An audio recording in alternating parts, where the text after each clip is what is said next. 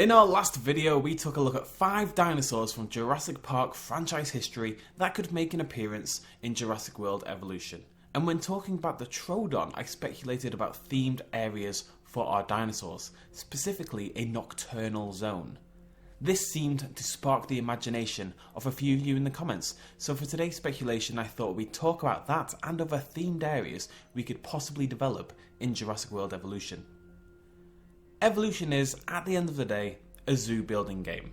Yes, your zoo has a Triceratops rather than a capuchin monkey, but it's the same basic idea. Attract guests in, take their money, show them some animals, sell them overpriced novelty gifts on the way out. Zoos, of course, have themed areas.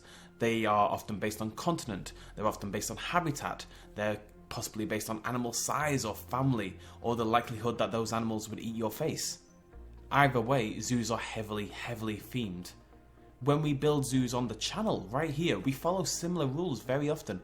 Even in dinosaur parks, we often group together creatures together in thematically appropriate ways. We'd have Cretaceous Corner and so on. It creates a nice flow through your park rather than just having a jumbled mess of myriad creatures.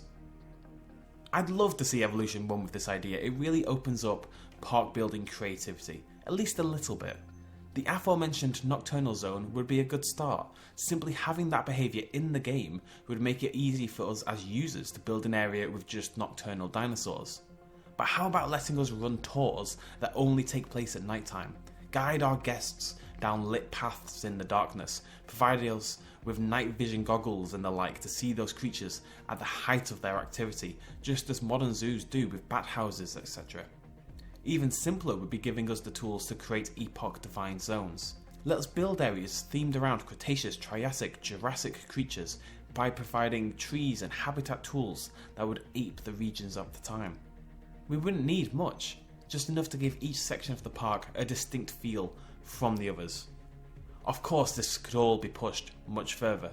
If pterosaurs and the like make it into the game, then, as with modern zoos, an aviary-themed area would be a fantastic addition.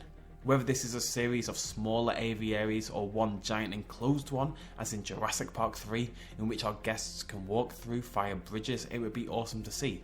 Just make sure the bridge is actually covered this time, you know? Poor Billy. Similarly, if aquatic creatures make it into the game, then giant tanks and feeding shows, and perhaps even touching pools or smaller indoor aquariums, you know, like where you walk through the darkness and there's tank after tank after tank showing all these fish. Let's do that with smaller prehistoric fish. That would be amazing. That would give the park a real sense of livelihood and realism that simply won't be present if all we do is walk from exhibit to exhibit and observe the creatures. And if they really want to make people hyped, well, give us a shark tunnel.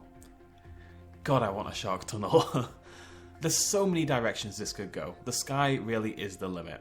We could have river rides with aquatic-based dinosaurs like baryonyx. We could have jungle tours with smaller dinosaurs like microraptors. We could have jeep and gyrosphere safaris with your huge sauropods. We could have darkened indoor buildings with gigantic prehistoric insects and reptiles like megalania, just as you get in modern zoos. You could have petting and feeding areas with more domestic and less face-eaty dinosaurs.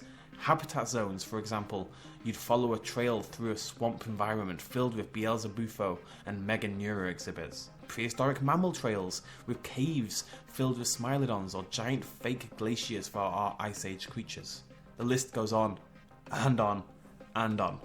For a lot of these ideas, the user is primarily responsible for them. If you want a ceratopsid canyon, simply put all your ceratopsids together in a canyon. If you want a nocturnal zone, simply put your nocturnal creatures together, and so on. It's the little details around them that will give life to the idea. Path types, habitat types, decorations, tours, interactive exhibits, and shows of any form are the little details that will give these individual sections their own personality and make them much more fun to design and observe in game.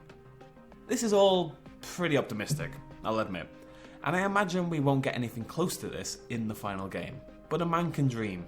And even if only some of these details make it into the final product, we'll be in for something pretty damned exciting. On the other hand, if modding tools do make it into the game, as we all hope they will, all of this will be absolutely 100% possible and even likely. We've seen what people can do with Zoo Tycoon 2, and that game is getting on a little bit. Imagine what they could do with Jurassic World Evolution. If there's any other Jurassic World Evolution topic you'd like me to talk about, or indeed anything else from the franchise at all, don't hesitate to let me know down in the comments below, and I shall see you lovely folks in the next episode. Thank you so much for joining me. Cheers, much love, as always. Bye-bye. Hey guys, if you enjoyed this video, please consider smashing that like button down below. It really helps me out. And also hitting the subscribe button if you want to be kept up to date with brand new videos about dinosaurs, animals, aliens, and everything else we do here on the BestInSlot channel. All of you who have subscribed so far, that's awesome. Make sure you hit that little bell icon. I'll highlight it now, otherwise you may actually miss out on the content anyway, because YouTube is silly. Thank you guys so much. Much love.